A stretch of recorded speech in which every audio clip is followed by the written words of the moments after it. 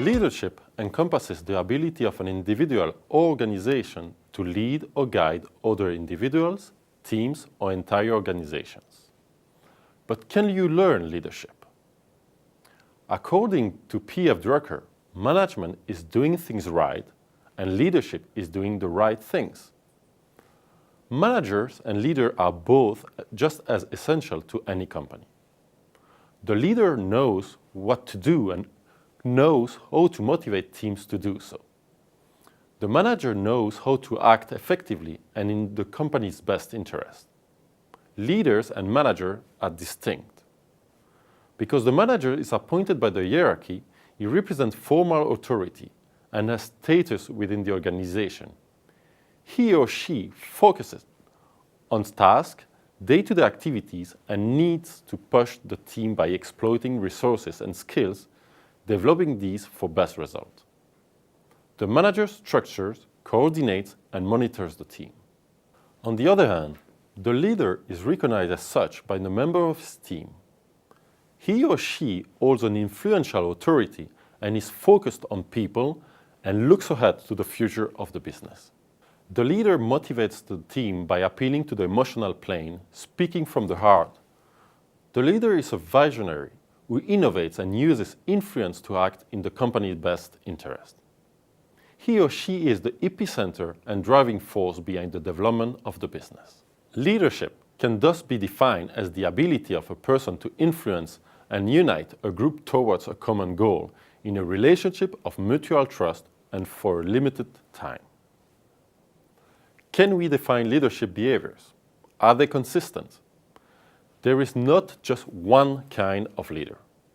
Who else could we explain the incredible diversity of leaders like Steve Jobs, Winston Churchill, John Fitzgerald Kennedy, Julius Caesar, Nelson Mandela, Gandhi, or Martin Luther King? Historically, leaders were charismatic, revered, and would lead the way. But today, this is no longer entirely true.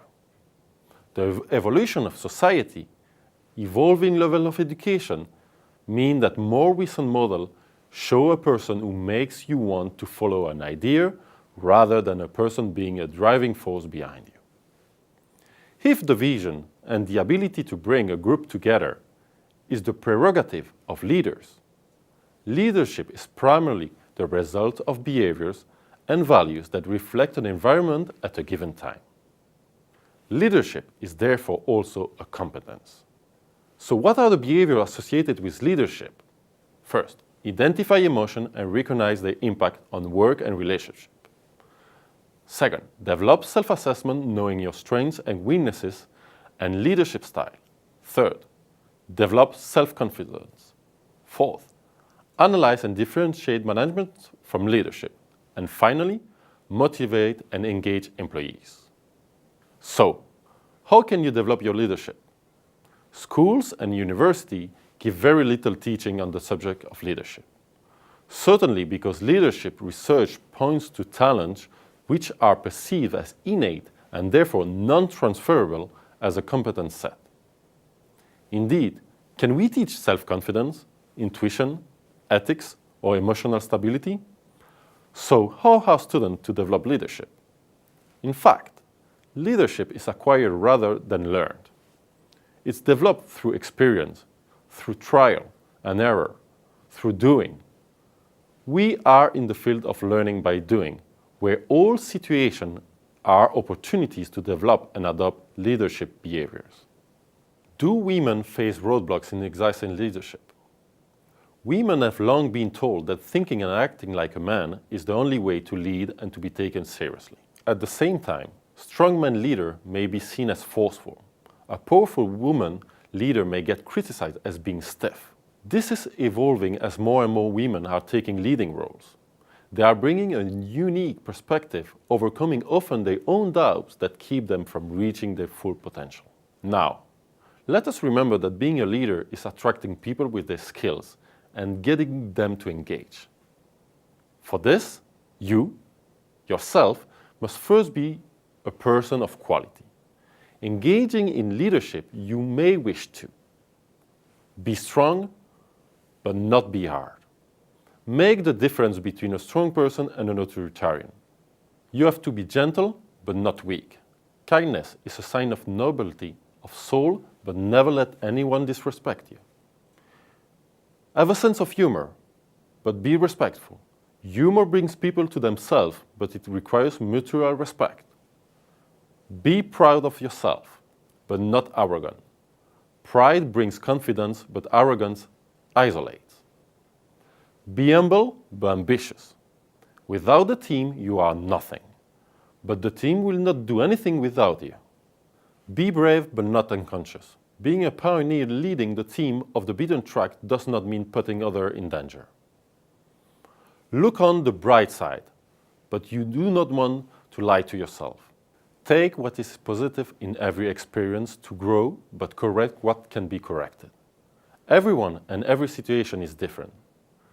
Specific leadership research conducted by Daniel Goleman, Richard Boyarsky, and Annie McKee has led to a concept known as 6 emotional leadership styles. All leaders should be able to assess any given situation and apply the most appropriate style. Which style at which moment will take you and your team or business in the right direction? You have the commanding style. Do what I tell you. Then you have the visionary. Come with me. Or the affiliative. People always come first. You have also the democratic. What do you think? And the pace setting. Do as I do now. Follow me. And finally, the coaching. Try this, and you will learn. A last important point to remember is that successful entrepreneurs do not waste energy or time on issues they cannot influence. They focus on areas which they can have a direct or indirect impact on. They analyze a context considering the elements they can work on by controlling or influencing them, and they identify those that can only be monitored.